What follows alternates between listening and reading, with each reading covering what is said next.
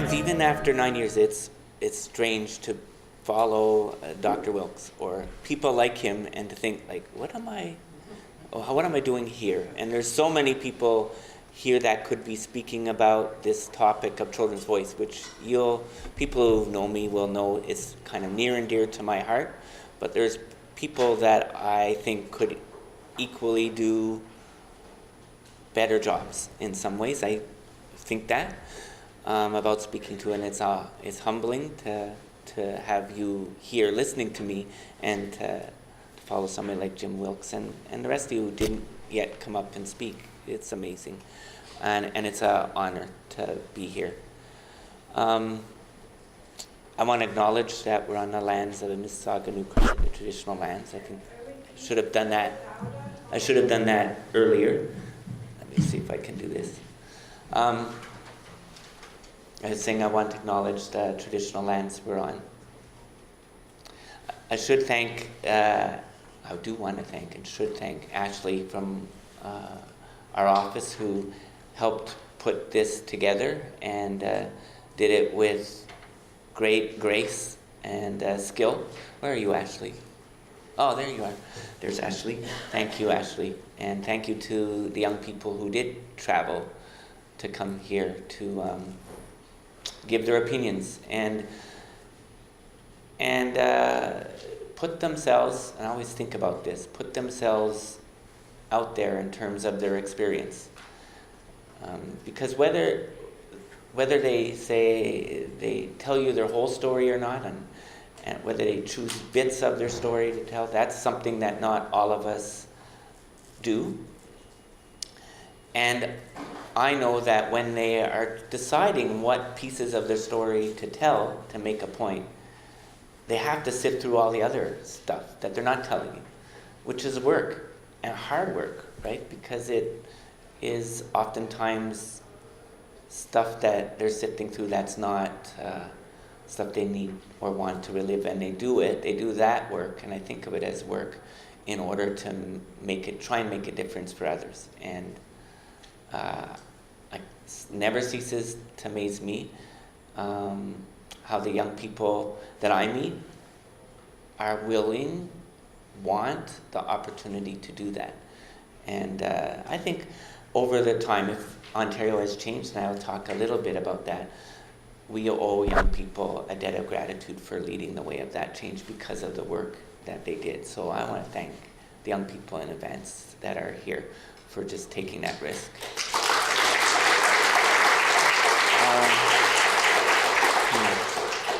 It's going to be hard for me to see my notes. The other thing I wanted to say was,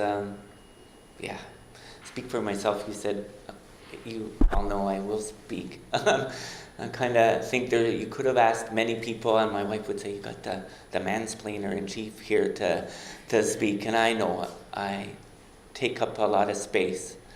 Also know, I'm thinking Marv here was I knew him as a Saskatchewan advocate and then at UNICEF, and one of my first talks to OACS directors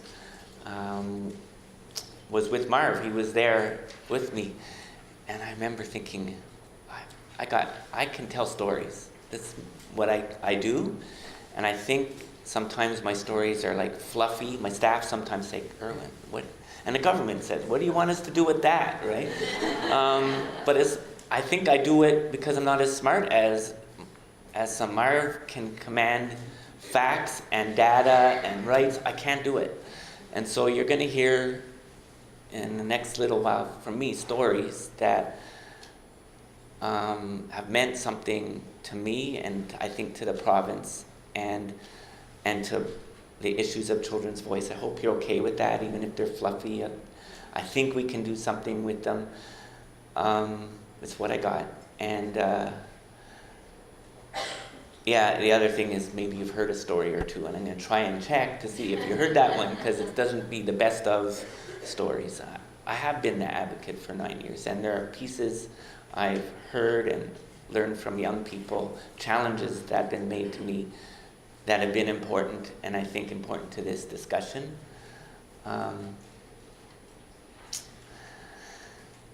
it's coming up to I can see the finish line. So I have 2 5-year terms. I have a little bit less than a year left. And so I say that with gratitude that I'm here speaking and sort of combining that journey.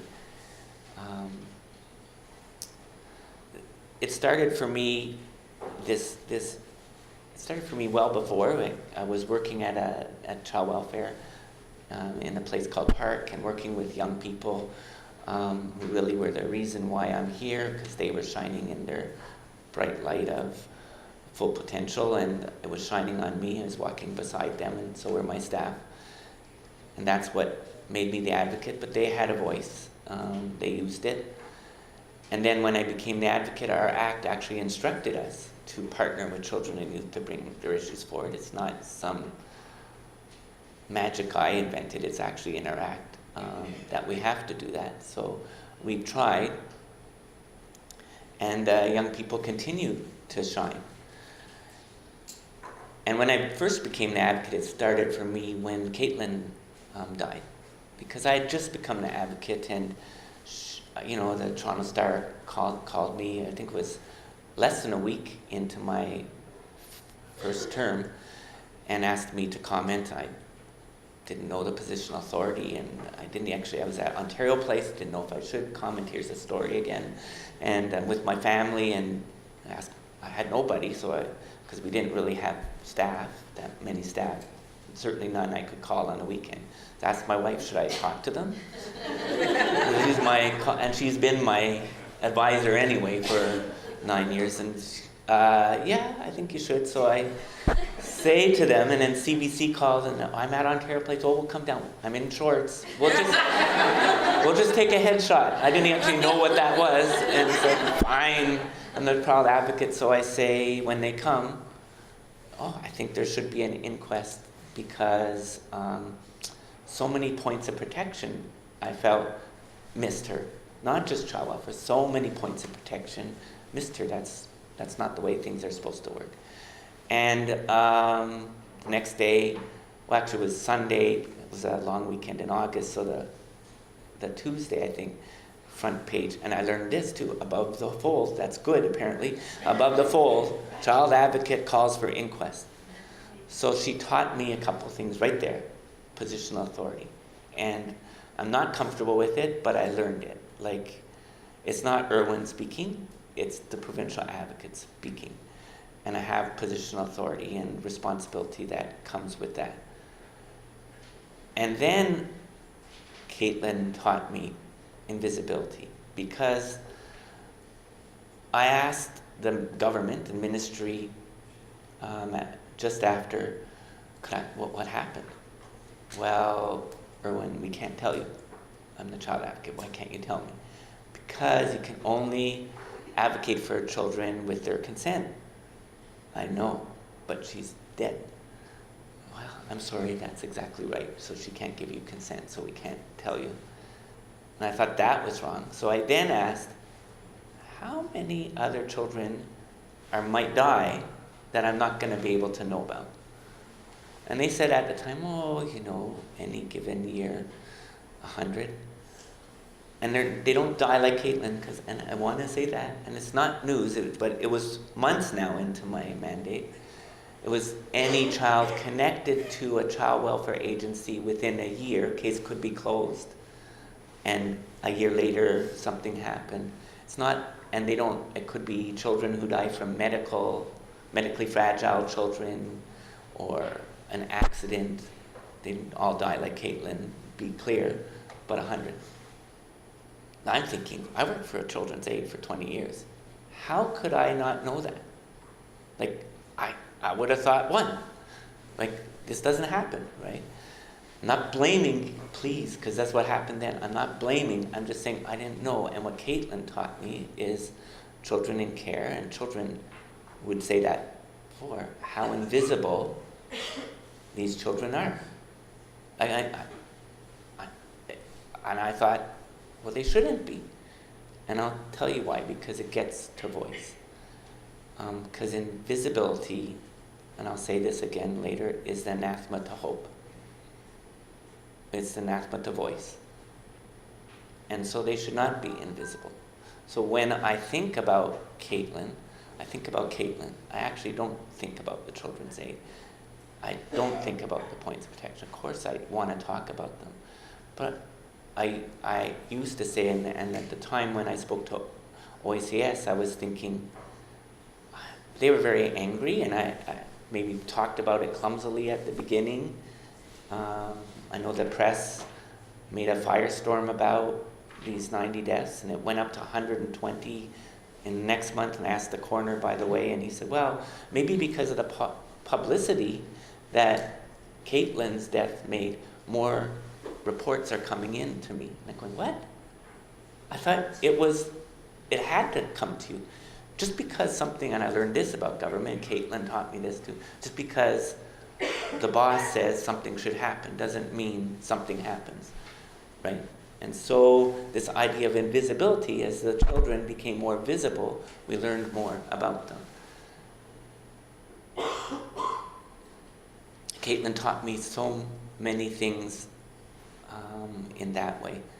And that issue of visibility and young people in care was about them, not about the systems.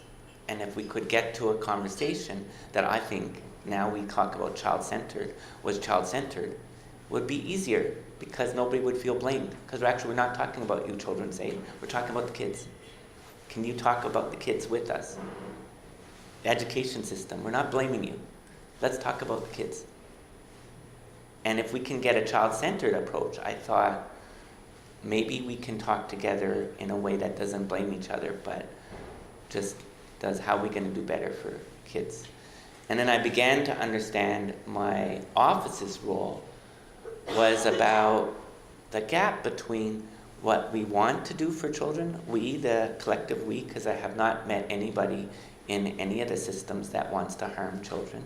The collective we, if we can put children at the center, the collective we can get from the gap between what we want to do and what is actually happening. And the children's voices fill that gap, and we can come together around them. And I thought my experience around Caitlin taught me that. And when we talked about an inquest, and then there was an inquest called, we brought young people together. It's what we did at an inquest. We got involved in inquest because, in a way, a response to us not being able to know about children's deaths. So when an inquest was called, we could apply for standing, and then once we were granted standing, now we can get the information. And what we did with the information, we'd always bring young people together and say, how can you inform us and you inform the jury about what children might think about these situations? And young people and staff from our office came up with this idea of Caitlin's principle and put it forward to the inquest and the jury, which basically, and you might hear it later from young people, is about young people not being lost in any decision that gets made about them.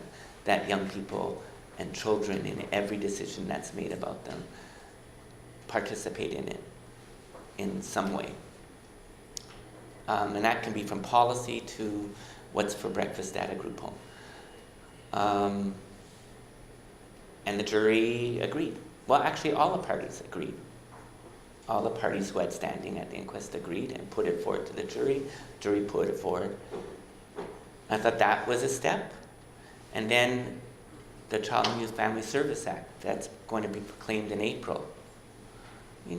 There was debate about whether Caitlin's principle should be placed in there. The government decided not to, but took what they considered the principles of Caitlin's principle and put it in the preamble, then the introduction, and then in the right section. So it talks about every decision in the future that's made about a child in it.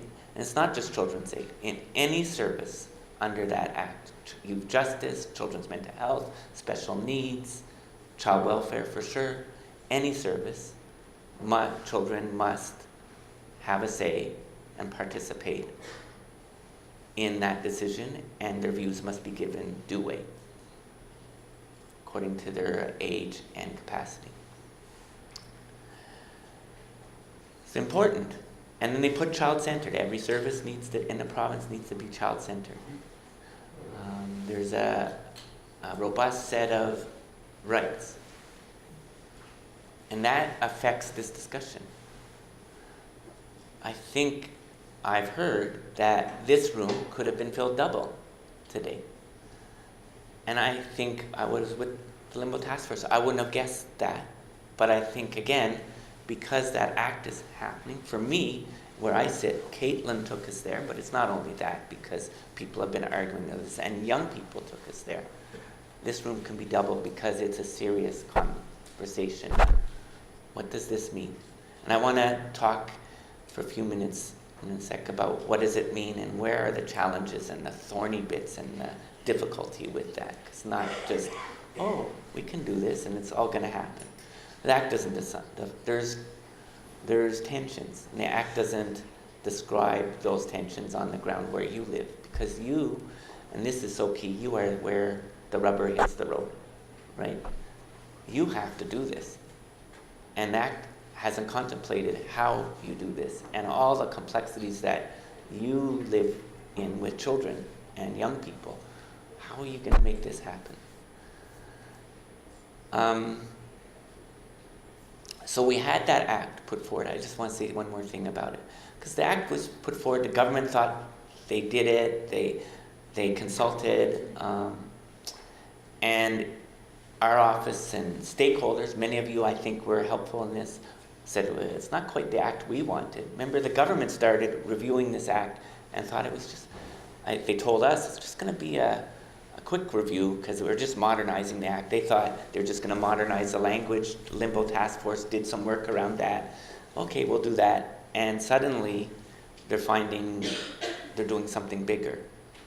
And in part that's because stakeholders were galvanized and young people were galvanized. So they did this Act for today's purposes. Caitlin's principles in there. And young people said through us, and it's not only them, you too, we don't see ourselves completely. Like, it's not embedded in that. So with you, many of you, and themselves, they put forward 250 amendments. Ministry saying, Irwin, 250, that's going to overwhelm the legislative committee. Just, you got top 3? Seriously, like, what's your top 3? And I have to take my direction from young people. The young people we were working with, no, we're not doing that, right? So, okay, no, we're not. We're going to bring 200 amendments forward to the ministry's dismay, I think. And we did. And the committee didn't pick all of our amendments, but they did amend the bill 200 times, which is unheard of. And they did that because young people went to the committee. Some of the young people who spoke to the committee are here, I think, and made a pitch. And that was, the committee had 3 days of hearings, didn't announce it publicly, but we told young people, and they put up their hand and said, we're going. And I'll tell you one of the amendments that was really key to me. And it's little, but it's where I thought young people were talking. One of the pieces of the Act talked about RPAC. Most of you will know what RPAC is. Young people can go and say they don't like their placement, want to change what? Other people too. And it talked about RPAC, and I think the ministry lawyers thought they were really being great when they put in the Act that a report from RPAC will go to the service provider, the parent or guardian if appropriate, and will be given to the young people if they could understand it, the child or young person if they can understand it. And I think they thought that was very forward-thinking of them. And young people said, no, we want to amend that to say the report will be given to children and youth in a manner in which they can understand. I thought, oh, that's so smart. I didn't think of it. It's such a smart amendment because, and I'll use Marv's language, it puts the onus on the duty bearer and not the rights holder to ensure that child's rights are there. And I thought, that's now carried. That's law.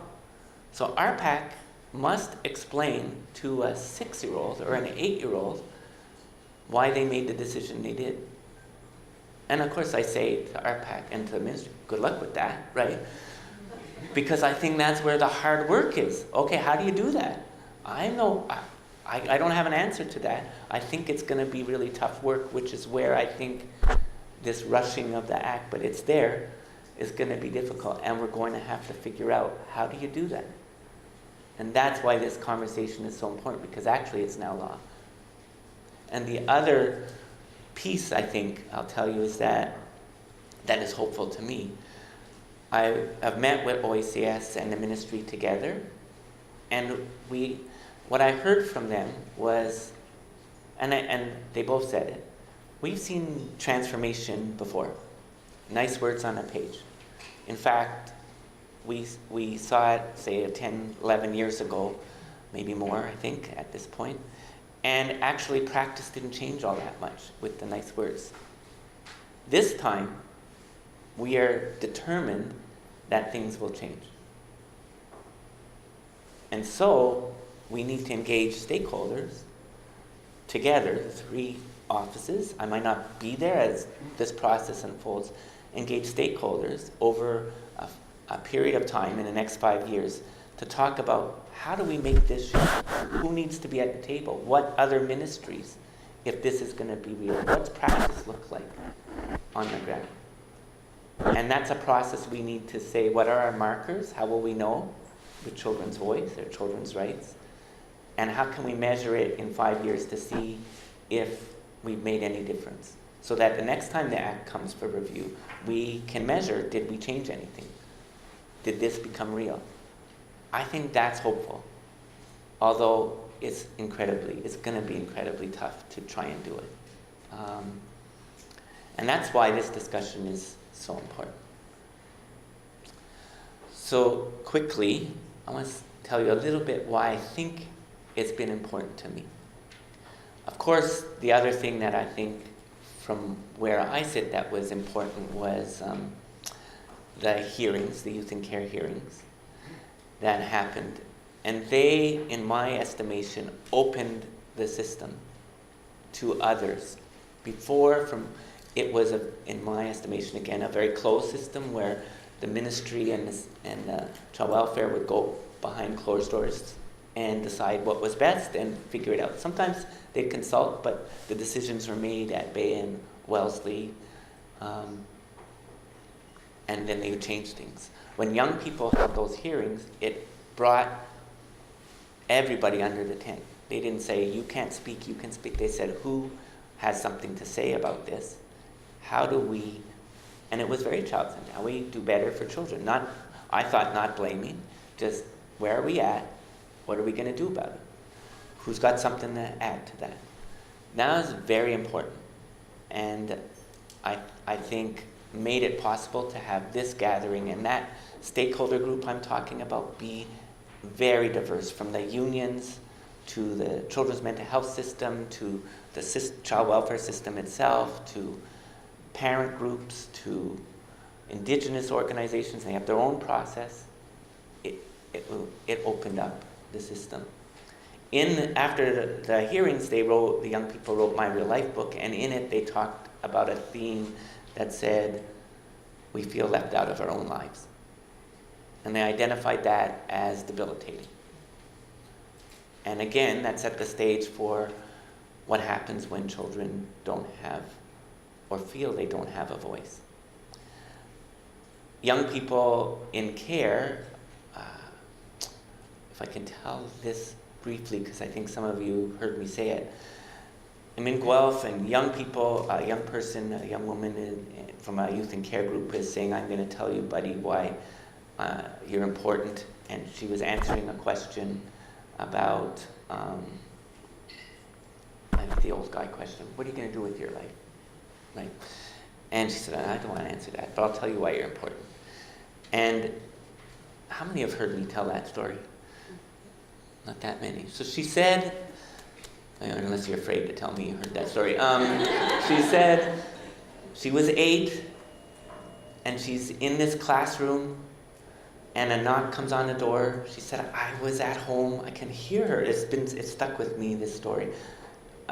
She said, I was at home my first 8 years, sort of managing, trying to cope with what was going on with my mom. Duck and cover. I had no control over my life and what was going on, but I was managing. So then I'm in school and a knock comes on my door and they say, you got to go down to the office. And she went to the office and there was a nice lady there who took me to a room and said, how are things going at home? And she said, oh my God. My head started spinning because I knew there was a problem. I felt like my world was now coming undone, and I had no control over that. And then the worker looked on my arms to see if there were bruises, and she said I was kind of intrusive. I had no control over that. And the worker said, well, we gotta go home to your house. And she had no control over that. This is her telling me. I had no control over that, and I knew all hell's gonna break loose when we go home. And we go home, and that's what happens. And my mom's yelling at the worker and yelling at me, and the worker says, okay, we're gonna have to go. And always when I tell this story, because I remember it, the youth saying, and the worker told me to get a transitional item, and no worker would say to a 8-year-old, get a transitional item.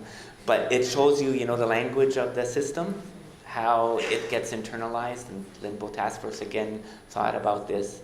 So she was using that language, so she went and got her teddy bear or something, and she took it with her. And out of her control, she went to this new temporary home. In those days, I think she called it a receiving home or something, receiving foster home. And new people there, new rules. And then the worker she said, oh, your family service worker will come and see you tomorrow. And she goes, I kind of like that worker, but that was the first time my workers changed, and she can't count how many workers have changed, all out of her control. And she was clear to say, I'm not blaming anyone, because I know workers have lives and they change jobs, they move cities, get married, whatever, I get it. But all those changes were outside of my control. And then I moved 9 times, and that's not astounding for anybody in this room since I was 18. And now I'm 19, and when I turned 18 back in the day, they said, well, you have to leave the foster home. And I said, well, I want to stay here. No, you can't. That's the way the system works, out of my control, and I'm living on my own. And I'm looking at 19, I'm looking at turning 21, I drop off the edge of the cliff. You know that story, right? Out of my control. She's saying to me, Irwin, you asked me, what do I want to do with my life? Why would you think I would have any belief that I could plan to do anything when everything I've learned is everything is outside of my control? So for me, she's saying, everything that tells me is I either stay in the basement and let life wash over me, or I do whatever comes first. Impulse. Because planning is irrelevant if you have no control. That's why you're important. Because every time your office can give us a sense of control, not decision-making power, control, sense of control over our lives, you've helped us answer the question of what do I want to do with my life. That's why children's voice, from a youth and care's perspective, to me, is so important. Because it's actually service. It's not advocacy. I mean, it is, of course, but it's a service. It's a way of doing work that helps build better outcomes for kids in care. It's actually true about humans, right? When I'm looking at Landy, because every time I speak, I know I'm going to get challenged by Landy about something, and appropriately so, and rightly, and she's going to make me think. So I'm waiting for it, Landy. So I'm looking at you, and I'm thinking about, we have a Feathers of Hope forum with young people, Indigenous young people from the North who'd been in care. And it's not, and this is true, I'm trying to say this because it's true across my mandate. It's not just kids in care. And So young people in these forums get together over the first 3 days. They don't know each other, and we try and build a safe space for them. Well, we don't do it. We bring elders in and community and champions in, create a safe space. There's a lot of play, and they are in small groups. There's 100 or so of them, break into small groups of 10 or so. And eventually they get to a point where they talk about what is it they have to say. Because at the very last day, we bring decision makers together to listen to them, and in a listening circle. That's what the young people call it. That process is facilitated by older young people, amplifiers from our office. And so this group met. When the listening circle happens, we had up in Thunder Bay, deputy ministers from different ministries, representatives of, at that time, Anishinaabe Nation and Treaty 3, because that's where the kids were from, city officials, police, any decision maker who we felt would be important to hear. Plus, we needed the young people to feel like somebody important was listening to them, because there's a do no harm policy. Any of the young people who were doing this needed to leave feeling stronger than when they started. Those young people. So we have the listening circle. The groups present as a group, and it's interesting how it's very different than the hearings where many non-Indigenous young people came. The groups decided they have to present as a group, not as individuals. I think that says something. And they always brought an elder with them to stand with them as they presented to give them strength. And they would present. It was very difficult to hear, very difficult to hear. People were crying, and not really the young people, but the listeners, because they were saying it like it is, like they experienced it. They talked about, one thing I remember they talked about, I always hear from young people, non-Indigenous young people, about how I came into care. That's the language I think is usually used. Like, when I came into care, this happened. When I came into care. Indigenous young people talk exclusively at that forum, for sure, when I was taken into care. It's a really interesting change. And that's the legacy issue, right? And we've heard it in the TRC report, not much has changed, right? So Indigenous young people is taken away. But the other thing that happened that speaks to this topic is, after all this stuff, the listening table, they were allowed to hand in written questions to the front. And the written question would get read, and then the young people could answer it. So there was a written question, and the way the young people did it was they would, because they were speaking as a group, they wouldn't answer unless collectively. So it was awkward for a old white settler colonial guy, but young people you'd ask the question, and you'd have to wait for them to gather in a little circle with the elder resting their hand on something, and they would talk about what are they going to answer. And then they'd come and answer as a group. And the question was, finally, what can we do? I don't know who said it, or who put it, what can we do? But the table felt that. What can we do? Enough. Like, we can't take, we're carrying your pain now, we can't take it, what can we do? And the group came together, and then I don't know if they did it on purpose, but it seemed like the youngest person came forward, this little young girl, hadn't done that kind of thing before, and she comes to Mike like this, and she says, just listen. And I thought, oh my God, I'm feeling it now, right? And she didn't mean just listen to all the recommendations. She meant just listen. Come together with us as children and youth and listen. And I think part of the project that you are going to have to do with the ACT is about that, just listen. For me, it reminds me of two things. One, and it's again my wife, she was saying, yeah, it's ironic, you mansplainer, when you talk about listening, right? And she said, because it's not that listening, when I go home. I'm sure there's other people who do it. I don't think I'm the only one. And you're talking, and talking with my wife, and she said, "You're not listening to me." And I said, I did. And you repeat the last few words she just said to prove it. It's going, it's not that kind of listening. Right? And that's what that young person is also saying. How do you do that listening? I think that's instructive. When we brought disabled young people in our act, it's called special needs, with some sort of disability together, they wrote a report called We Have Something to Say. They said they want to be seen as more than their disability. It's about listening. When we brought African Canadian Black youth together, and they called it Hair Story Beyond Our Hair, I remember a young person saying to me, she had this worker, and I heard this before when I was in the field. She said, I had this worker who said, you're Tom. I don't see you as black.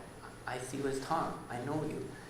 And Tom said, if you don't see me as black, you don't see me. And that kind of discussion with young people and invisibility, and it's centered in voice, right? It's centered in voice. It's about children's voice. It's not just about talking. I remember, and I'm almost done with this, at Darling Homes, and I tell this story because it affected me. Because it was a group of young people and children I hadn't worked with. And I went to Darling Homes, which is a home where, the way I understand it, it's kind of an institutional setting, but it is one of those institutions that feels like it's got it's really felt comfortable. And a home for children who are medically fragile, perhaps near the end of life, and complex special needs. I mean, a really amazing place. And I'm going on a tour, and I'm feeling good, and the nurse who's giving me the tour takes me to the bed of this young person, and he couldn't move, from what I could tell, or speak. And I'm going, oh, I'm interested in how you communicate. Oh, he can communicate with his tongue. And she said something like, he communicates in relationship. So that was an interesting term. Never heard that before. And the reason I asked that was because there's Montreal Canadian stuff all around this bed. I used to be a Montreal fan until they traded PK. They're dead to me now, but 50 years, they're gone. So I noticed the Montreal Canadian stuff, and I thought, because I'm that kind of guy, half glass full, how do you know he likes the Montreal Canadiens? So that's where I was going to, and I thought I was being kind of interesting, asking, how do you know he likes the Montreal Canadiens? How does he communicate and communicate relationship? I'm driving home, and I'm thinking this, from this young boy. When I first went there, I thought I was meeting a young boy who's medically fragile, who might die, who can't move, can't speak. I'm going home, I'm meeting a member of, and I say this as a Jew, because we use this word, a member of the tribe, right? A Montreal Canadian fan. He's not a young boy only, who's 12, who's medically fragile. He's a Montreal Canadian fan. That was his voice. All that stuff around his bed is his voice. And I thought, how the hell, excuse me, are we going to do that now with this act? Because it's required that he has a voice. This is a good challenge because he does have a voice. All children and young people have a voice. So there's people who I think know how to do this. I, again, want to, and it's a challenge for my office, I'll be honest, right? We have so much work to do. We're good in eliciting the voice of young people in some ways, not so good in others. This is where I'm talking about the messiness of this discussion and work is going to be. We're good in some ways, and Ashley will tell you, being honest, she'll tell you what we're good at and what we're not so good at as an office and what we have to improve. And even then, there are lots of groups of young people we're not reaching, really. We have a 1-800 number on Facebook and text for individual rights. Is that 8-year-old? in some foster home really going to phone us? And how do we do that? We can't do it alone. I know that. We need you to help us with that. But even as an office, I'm on my listening tour. I'm going to custody facilities. I'll tell you in a second about a group at Native Child and Family, drop-in, Indigenous young people, many street involved. They're not picking up the phone calling us, even if they wanted to. It's just not a good way of working, eliciting their voice. It's not. And we know there's a whole new challenge for our office there. So I remember meeting recently the infant mental health program, and I don't know what I think of this, but I'll tell you, at Sick Kids. And they have a program, they say it's in Alberta, called Hand to Hand, I think. And they talked to me about doing assessments of little children, infants and toddlers who don't speak. And it was interesting. They were telling me, the way they understand that is the assessment, the developmental assessment, is the child's voice. I don't know what I think about that, but it's an interesting way of thinking of it. And they tell me they want the assessments to be written in the child's voice as a baby. This is what the baby's saying. Because they think it takes away from blaming parents and it places the child at the center. This is what the baby needs, and this is their voice. I think that's a very interesting concept, because how do we elicit the voice of a baby? I don't know. It's in the Act, right? There's no age restriction in the Act for children to participate. So how do you do that? Well, they've been thinking about it. I think about other challenges. Just quickly, it's a First Nations challenge. First Nations, this is what I think, and I'm at risk, but I'll tell you what I think. There's a different worldview. So for me, the hope in First Nations child welfare, in jurisdiction, like finally, First Nations having jurisdiction and the ability to care for their own children and support to do that, is that they will do that with a different worldview. It's even hard for me to explain. I just know they don't think the way, that it's a different way of looking at children, the world, community, which means they will come up with ways that are important and crucial for them to do the work of caring for children. Which means we can watch and support. And guess what? We'll learn, because we cannot possibly think about those ways because we're stuck in our own worldview. So for me, supporting First Nations to finally have their own support and jurisdiction, ability to care for their children, is actually our need as much as theirs. It will change us, because something new will come out of that for us. And so I think that's really important. One of the things that's going to happen because of this act is that tension between the right, and it's in part caught up in the two worldviews, the right of First Nations communities versus the right of an individual child. And I know rights experts will say there's not that tension, but because we're stuck in our worldview, there is. I see it, I know it, and it's going to cause mess. I think we need to allow that mess to be resolved by First Nations people, I think, and then learn from it. That's where the change will come. If people on my side try and resolve that mess, we'll do it in our way, and I don't know how much will change. But it's going to be a conflict that we'll learn from and hopefully help us build community out. Because frankly, we don't, when I say we, people live in Toronto in many ways don't have their own communities in the same way.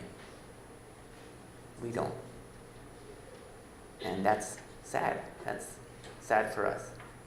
Why wouldn't we support communities that do exist to take care of their own children so we can learn how to have that for ourselves? I mean, it just is astounding that we wouldn't do that. We haven't. I think that's hopeful, but it's going to be a challenge. The last thing I want to talk about is the idea of belonging. Let me just say a word about that, because it's another thing that young people have said over and over and over again. And this is where it's not specific to Indigenous young people, but I was at that group at Native Child and Family last week. 30 of them. It was in a place where they felt comfortable, and a style that a lot of swearing, a lot of stuff. I'm not coming up here to give a speech, but they had a voice and they used it. And I remember them saying to me, if you want to understand us, if Canada wants to understand us, and they meant us, the 30 of them, you have to understand our history. Because that legacy of residential schools were it. And then they went on to say, and we need to understand our culture and history. We don't. And that's a problem for us. So it's not just you, but you must. And I think they meant the royal you, the big you. You must. They meant me too. And I remember another person there saying, we feel like services, family, community, and remember they're in Toronto community, turned their back on us because of our addictions and mental health. So we got nothing. And I asked them where the hope, if any, was. And this girl, she was kind of grumpy with me, looks at me and daggers and angry and said, the hope we have is in each other, because we got nothing else. And I remember that's true. It's a powerful source of hope. It is not good enough. And that belonging is they had in themselves. They didn't have anything else to belong to. In terms of identity, family, whatever you want to construct it, they would probably say they're their family. Very important. And in the listening tour, the further young people were away from a sense of quote, quote, family or belonging, I noticed it and it wasn't just Indigenous kids. Like in the youth justice custody facility I went to, where I met these boys who said they felt trapped in the system. One boy who said, I've been in here since I was 12, off and on. I spent more time in jail than I have in the outside. And when I leave at 18, I know I'm going back to adult. That's where I'm going, just telling you. And because I leave, I got nothing. The more that young people felt separated from a sense of family or belonging, the more lost they felt, the more invisible they felt, the more voiceless they felt. And I would argue the more hopeless they felt, because all of that is anathema to hope, as I said. They felt, the young people in Native Child's drop-in center felt nobody gives it. All that stuff, that voicelessness to young people means nobody gives a damn. I think that's true. That's why child's voice and your discussions are so important. Trying to figure out how to wrap up. I want to say something about the hope part, because I think we need to understand belonging is part of voice, why we now have made our argument why voice is so important, why you are so important. And it's kind of like the one-person theory. So when we were doing some work around health rights, and I was not comfortable, I'm still not completely comfortable with it. In Ontario, the law is, and I shouldn't say this as that because it's probably being taped, but the law is every child, regardless of age, has a right to consent to health care. So when I tell my son, you will take this medicine, he has the right. My 10-year-old says, nope. Under the law, he has the right to say no. If he has capacity to say no. If he understands the consequences. Okay. So we're going to do some work as our office around health rights. Because we found actually, not only do children not know their health rights, actually service providers, doctors don't know children's health rights. One of the things that young people doing that work described to me was Irwin. Because I'm thinking, I'm always thinking about my sons and what do I do? And they're thinking, Irwin, consent is a process. It's not like you ask your son one time, he might make a decision. Children are people, remember that, Irwin? Like Yanis Korshak, children are human beings today, not tomorrow. Remember, your son is going to change his mind as he grows, right? And maybe have new thoughts. It's not like consent is a one-shot deal. Consent is built in a process. So of course, your son has a right to have a voice in his health care and determine, but he has also a right to talk to you about it. Consent is about dialogue.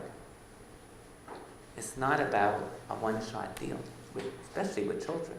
They reminded me about, say, your son ever asked you about sex? And my older one did.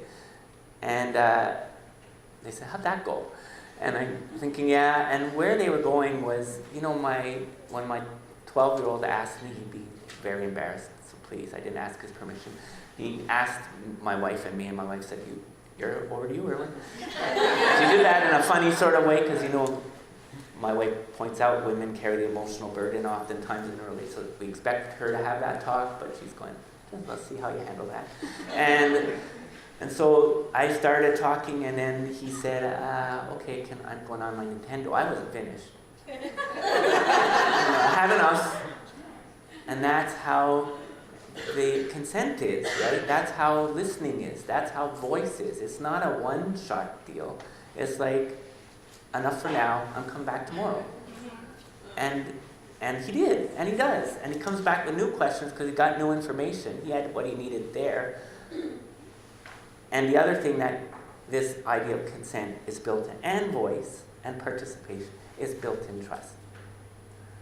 I know this, like Caitlin's principle. If the worker had gone to Caitlin and said, Caitlin, how you doing? Caitlin not going to tell that worker how she's doing. Probably not. It's not about that. That's not what, to me, that principle means. But I think you're going to have to figure this out. Because Caitlin would need a person she can trust to talk to at that moment, not a stranger. It's very difficult. And then the ongoing communication, right, is built in, voice is built in relationship with us, which is where we have to build into the system. Like, how do we build in relationship and trust in the system with young people if we want to elicit voice? It's not unrelated. Belonging, relationship, opportunity, safe space, all of that is what's going to be required to make children's voice come alive and child-centered practice come alive. So that's why this is so important, and why I've said to the ministry, the key changes in the CYFSA are these things that young people have identified that are so important, because it is the most messy, difficult discussions to figure out how to do where you live and where children live. And it requires immense change in the system. And that's hard work. But if you're determined to do it and you put it in law, I guess that's what we have to do. And I'm looking again at the young people here. The only way for me to accomplish that is to continue to allow them to be at the center, because they're going to help us focus on them and not focus on our systems or our mandates or our finances or all that other stuff. They'll allow us to have real discussions, I think. So I encourage you, as we move along, and to continue to put them at the center. And again, I want to thank you for just the opportunity to say all that. It's where I sit, and their opinions, thoughts, they're no better in some ways than anybody else, and I just had the honor to be able to tell you them, and you sit and listen to them, and I thank you for that opportunity.